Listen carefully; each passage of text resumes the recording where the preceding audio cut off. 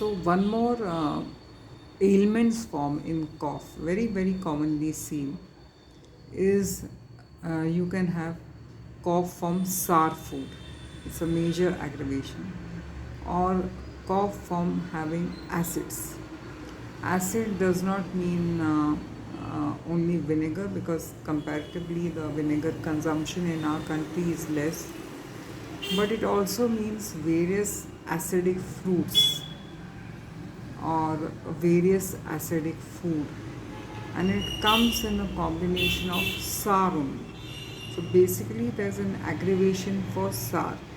Now there are very limited remedies in sour food aggravation.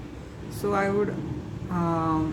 generally go to generals and see sour food aggravation form, because sometimes limiting ourselves to restricted number of remedies in the cough chapter can also drop a significant remedy or an important remedy or the minimum which will cure the patient.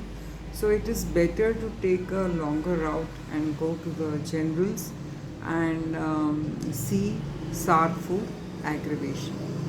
So that is it. Thank you.